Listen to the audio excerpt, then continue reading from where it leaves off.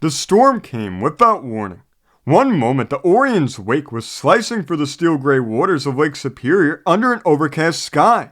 The next, the wind howled like a wounded animal, and the waves climbed higher than the ship's wheelhouse.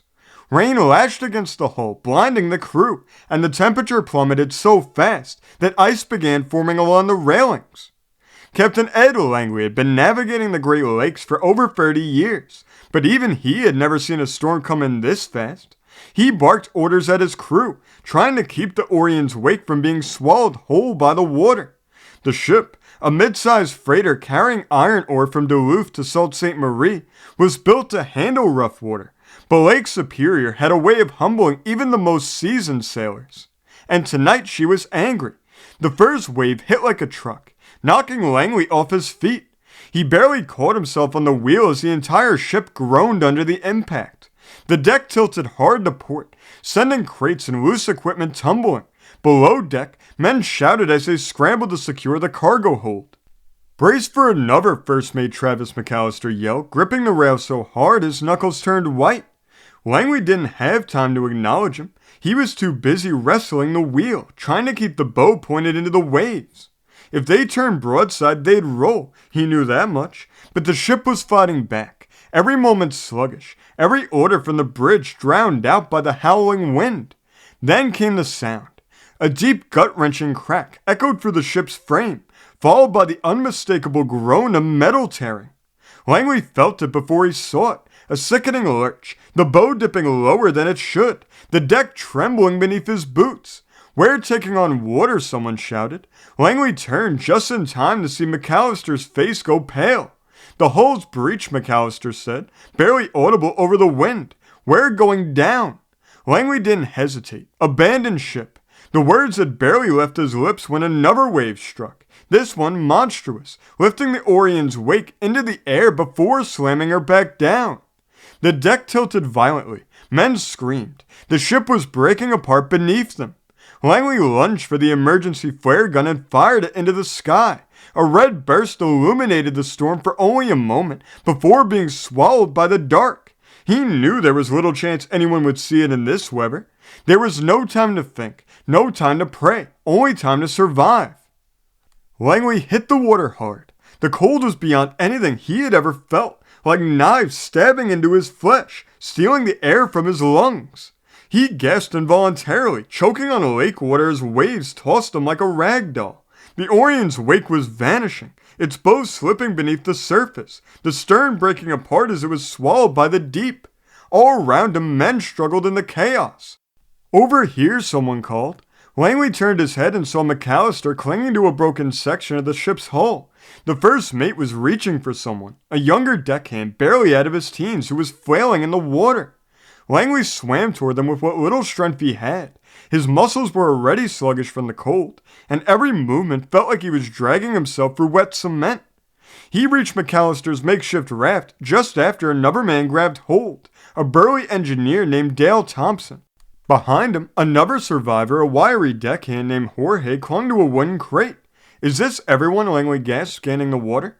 McCallister didn't answer immediately. His face was tight, his expression grim. Langley followed his gaze and saw what McCallister had already realized. Bodies, floating, some face up, others face down. The lake was claiming them. The five of them huddled together on their piece of wreckage, their bodies pressed close for warmth. The storm had passed, but the cold remained. Ice clung to their clothes, their hair. Each breath came with difficulty, shallow and trembling. Langley looked to the horizon, but there was no sign of land, only water and darkness.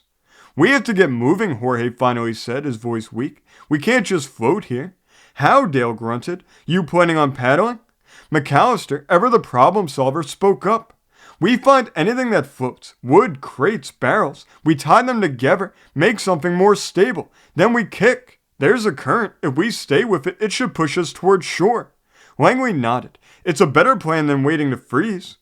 They scavenged what they could. Jorge found another wooden crate and lashed it to their raft with his belt.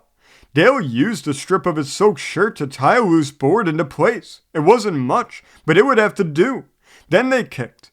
They kicked for hours, fighting exhaustion, fighting the cold, fighting the weight of despair pressing against their bones, but they kept moving.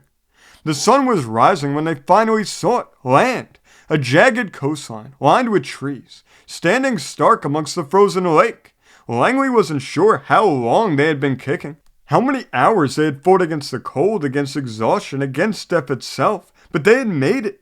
When their makeshift raft scraped against the rocky shore, Jorge nearly cried. Dale collapsed onto the ground, his body trembling violently. Langley helped McCallister to his feet. The first mate had turned pale, his lips blue. They had to get warm fast. There, Langley said, pointing toward the trees. Shelter. They stumbled forward, leaving the lake behind. The Orion's wake was gone, lost to the depths, but they had survived, for now. They moved inland, following a narrow animal trail for the trees. McCallister was getting worse. His breathing was ragged, and he could barely move his fingers. We need fire, Dale muttered, now. Jorge, the youngest and lightest on his feet, volunteered to look for dry wood. He returned quickly, carrying armfuls of broken branches and bark. Langley used his last flare to ignite a small fire, the warmth spreading over them like a blessing. It wasn't enough. We have to find help, Langley said. A cabin, a ranger station, anything. They were lucky. An hour later, they found a dirt road, and on the other side of it, a small hunting cabin. Langley nearly wept with relief when he saw smoke curling from the chimney. They pounded on the door. An old man answered, his face lined with surprise and concern. Good Lord, he muttered, come in, hurry. They did. Days later, the Coast Guard arrived. The wreck of the Orion's wake was found in pieces, scattered across the lake bed. Of the 22 men aboard, only 5 had survived. The newspapers called it a tragedy. Langley called it a miracle. Lake Superior tried to claim them, but they had lived. Thanks for tuning in to Fireside Stories. Remember before you leave to like and subscribe, and we'll see you next time that we gather around the fire.